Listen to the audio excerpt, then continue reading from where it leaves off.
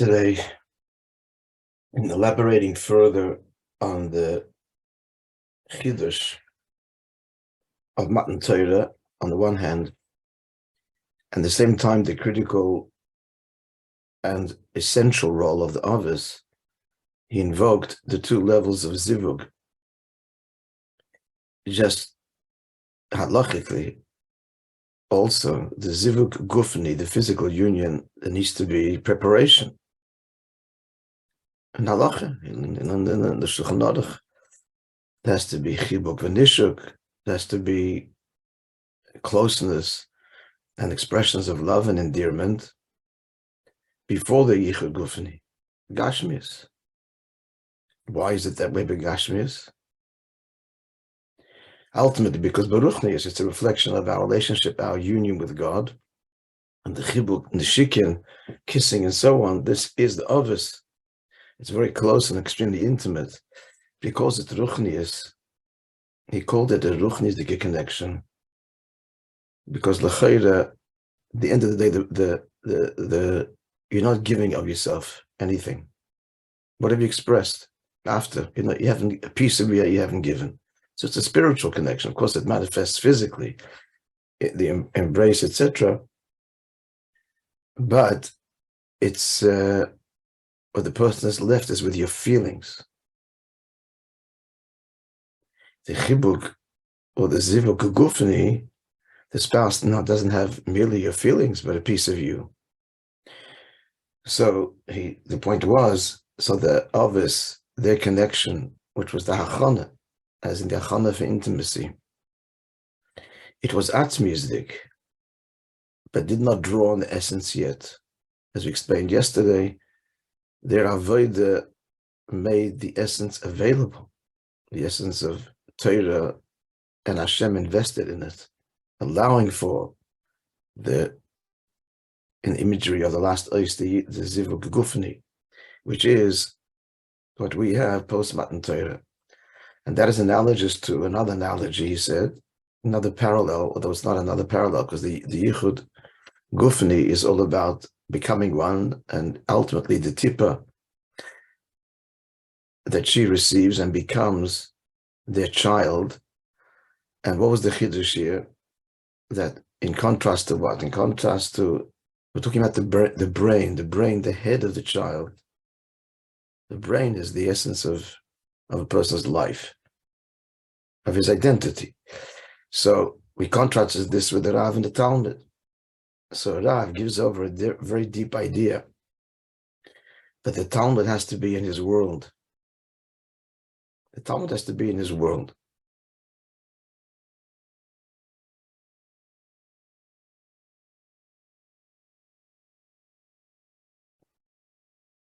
And the Rav is giving a ha'orah. He's not giving himself, he's giving an idea. I mean, it's a very intimate, close idea, very expressive of who the Rav is. But the Rav, as we've pointed out many times, a Rav is more than just a Rav. He's a person, which is deeper than being a Rav only, which is his calling and vocation in life. Fine, so he gives out this very deep idea. But who gets it? It's only someone who's in his world. The Father gives over such a deep place in him. The tippa comes from the etzem moyach ha'av, that not only does he give over an idea to his child, he gives the child the etzem inyan ha'moichin, which could be even greater than his own. The intelligence of the child can be greater than the intelligence of the father. Mahus seichel, the very core essence of the brain, which is again the deepest part of who we are, highest and deepest. So this the Father gives over in a way that's even greater than his own conscious intelligence, possibly, as is often the case. So what does this show? It shows in the yichud gufni, dafke in the tippa, the Father's invested far deeper than in any other expression, and certainly deeper than zivug neshikin, which is a critical achana for the yichud gufni. Api Allah, as we explained, has to be the Inyan of chibuk v'nishuk before. But that's all relatively ruchnius. Still not giving of the self. And here it's the Inyan of the giving of the self mamish. But what's the whole point of bringing this marshal? It's dafke in the gashmius. It's dafke in the tip of gashmi that the Father gives his very essence, producing not just a child that's capable of entertaining ideas, but producing the very etzem seichel of the child, again, possibly greater than his own. That's all to bring out the mile of our avodah and how it comes following the avodah dafka of the ovis. Intimacy begins with the ovis, as it were, with Hashem. Chibuk v'nishuk. But the atz, that's all the hachana, and a critical hachana for the atmistic connection, which is the yichud, or the zivug gufni, that is in maise b'peyal, in mitzvahs, in Torah Matan. Right, we get the general idea, yeah? Yes, folks. So let's conclude the maimon. And this is the general difference between the limit of the others, their Torah, and our Torah. Right? This is all to explain Lavan Inyan Matan Torah. The Afal Pisha Torah others Haysa Bofen Nail Beyoser, even though their avodah was very lofty. They're stressing this.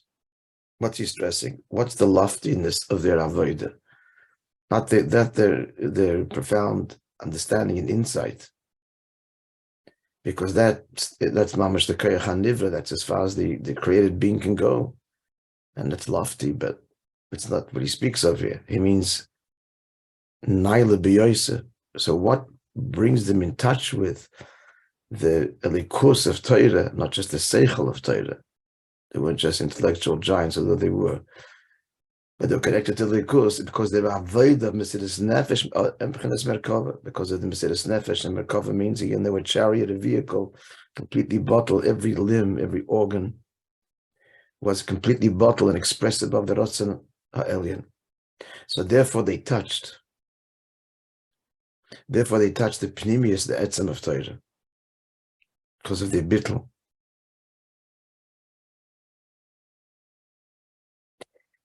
This also, at every detail here, translates in marriage and in our relationships, of which this is all, our relationships are all an expression of.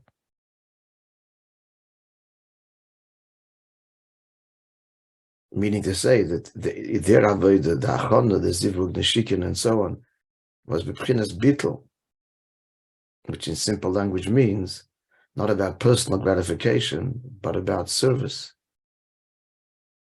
Service, loving service, bringing hanoah to the other, bringing pleasure to the other, to the spouse. That's mesidus nefesh and merkava.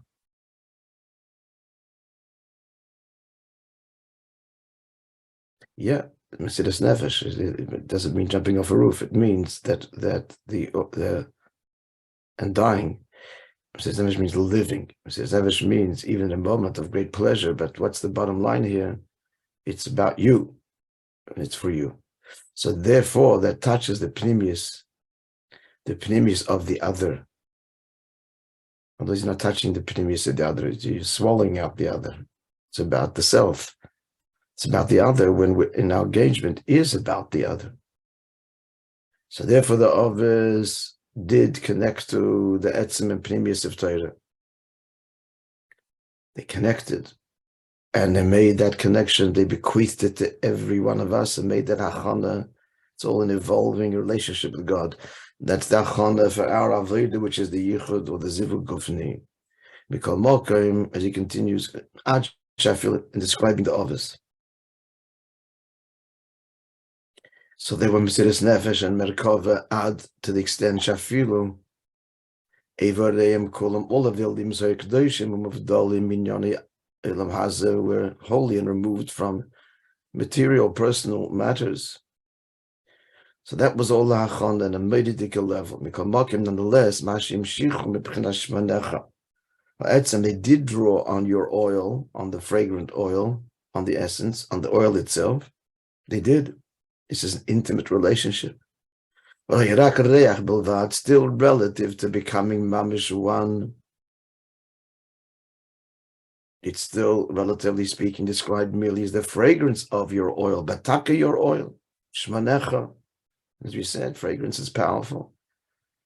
It draws on the etzem and nefesh. Mashenke lachne Matan Torah, but whereas we, after Matan Torah, Harionu Shem and Turak Shmecha, we pour out your name like the oil itself.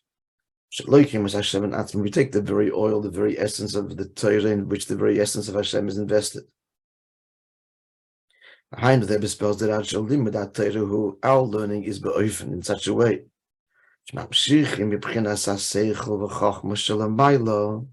We draw down the divine seichel and chacham in which God is invested. The seichel should never shalikis, and we understand it with the seichel of the neshama. And through the agency of the neshama, the neshama is the conscious, intelligent mind understands.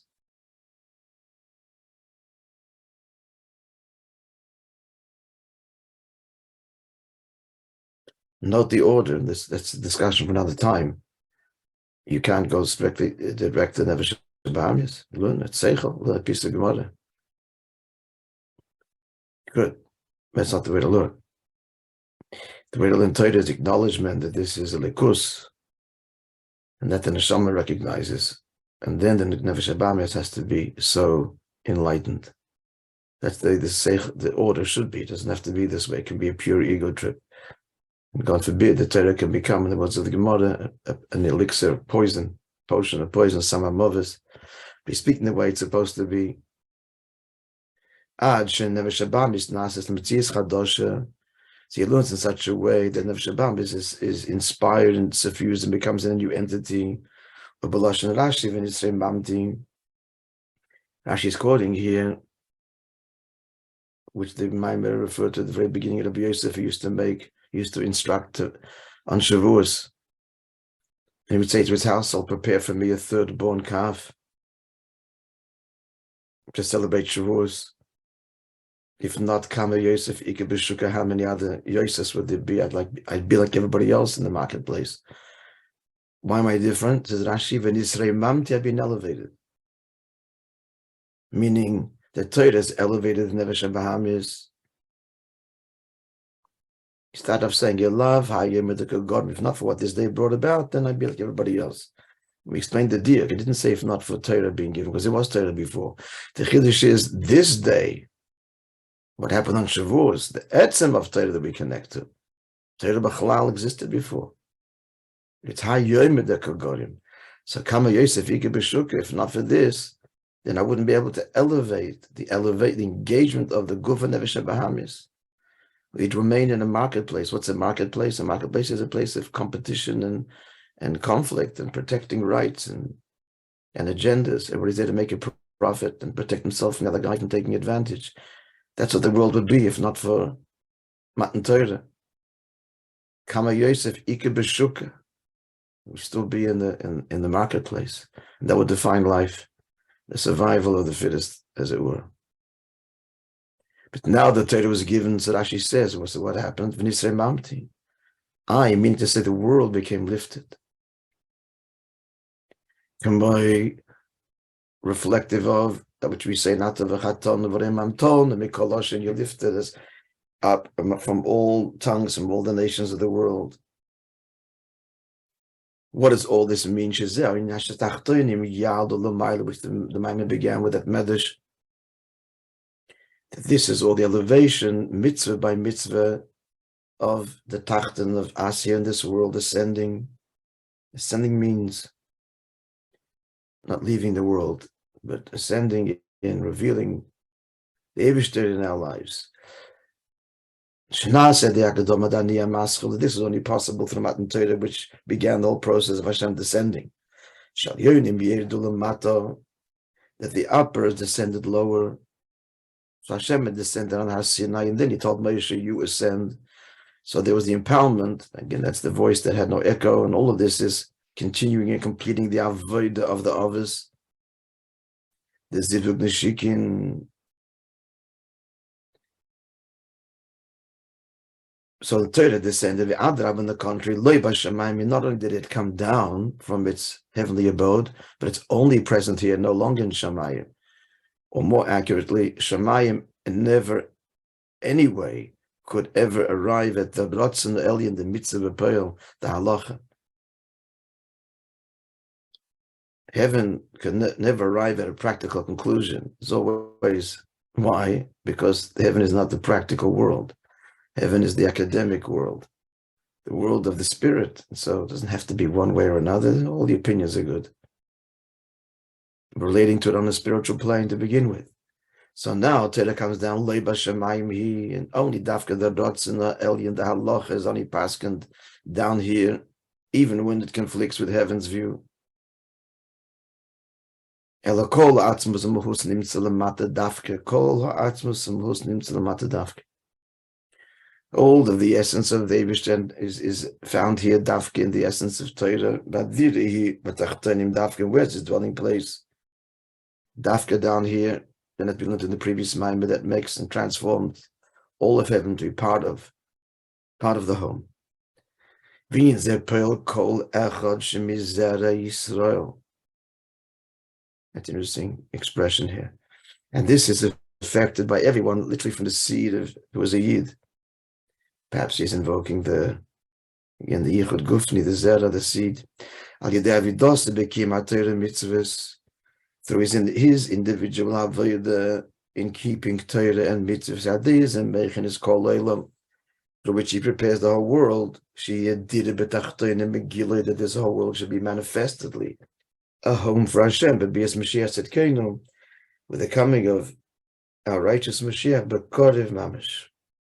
All right, friends, I think we can proceed now to the next Maimon. Yeah?